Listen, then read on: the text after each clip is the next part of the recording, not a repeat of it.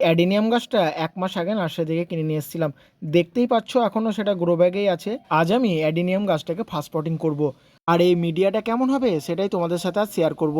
প্রথমেই বলি, অ্যাডিনিয়াম গাছ একদম ওয়েল ড্রেন মাটি পছন্দ করে। তাই এখানে আমি 30% মাটি, 40% বালি আর 20% ভার্মি কম্পোস্ট ব্যবহার করছি। আর বাকি 10% হাড় গুঁড়ো, নিমখোল, চারকোল আর ব্যবহার করছি স্টোন চিপ। আর এই অ্যাডিনিয়াম গাছে এক একজন এক এক রকমভাবে মাটি তৈরি করে থাকে। মূল বিষয় হলো অ্যাডিনিয়াম গাছ ওয়েল ড্রেন মাটি পছন্দ করে। তাই যার কাছে যে উপকরণ আছে সেই উপকরণ দিয়ে একটি ওয়েল ড্রেন মিডিয়া তৈরি করতেই পারো। এই উপকরণের সঙ্গে একটি ফাঙ্গিসাইড পাউডার ব্যবহার করতে হবে। আমি এখানে সাব পাউডার ব্যবহার করছি।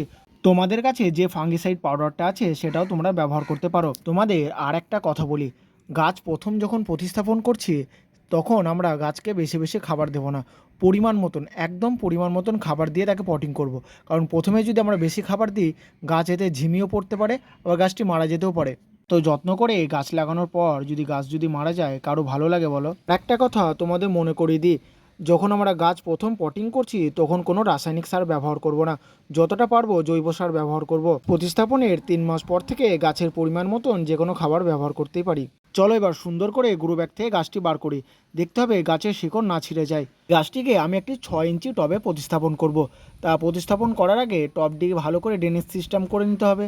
তো দেখতেই পাচ্ছ আমি কি সুন্দর স্টোন চিপ আর বালি দিয়ে ড্রেনেজ সিস্টেমের জন্য করে রাখলাম। আর ইটের কুচি দেবো। ইটের কুচি দেওয়ার কারণ হলো, ইটের কুচি যে অতিরিক্ত যে জলটা থাকবে সেটা শোষণ করে নেবে।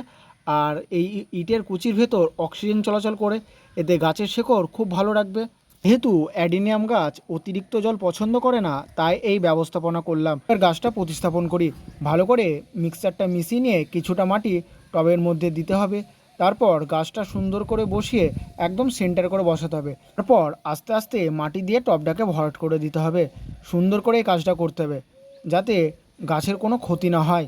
এই গাছ প্রতিস্থাপন করতে করতে তোমাদের আর একটা কথা বলি, এই অ্যাডিনিয়াম গাছকে মরুভূমির গোলাপও বলা হয়। সত্যি আমার কাছে এটা গোলাপের মতনই। এই অ্যাডিনিয়াম, এই যে এটা হলো ডবল প্যাটেল লাগাচ্ছি আজকে, আর সিঙ্গেল প্যাটেলও আমার কাছে আছে। সত্যি প্রচুর ফুল দেয় সিঙ্গেল প্যাটেলেও। অ্যাডিনিয়াম গাছে মোটামুটি সারা বছরই ফুল লক্ষ্য করা যায়। এই শীতের সময় এই গাছে ফুল খুবই কম হয়। আর আমরা ফেব্রুয়ারি আর মার্চে এই গাছের আবার রিপটিং করব। মানে কিছু ডাল কেটে ফেলে দেবো, আবার নতুন করে ব্রাঞ্চেস বাড়াবে, আরও ঝাঁকড়া হবে গাছটা। এটা করতেই হয় আমাদের ফেব্রুয়ারি মাসে। তার আগে আমরা এই কাটিং করব না। একটা কথা বলতে হয়, 1 বছরের পুরনো গাছ হলে তবেই কিন্তু করব। আর তোমরা তো জানোই, গাছ প্রতিস্থাপন করলে দিতে হবে ভরপুর জল। এবার কিছুদিন সেমিসেটে রেখে দেবো, তারপর পুরোপুরি সানলাইটে গাছটাকে রেখে দেবো।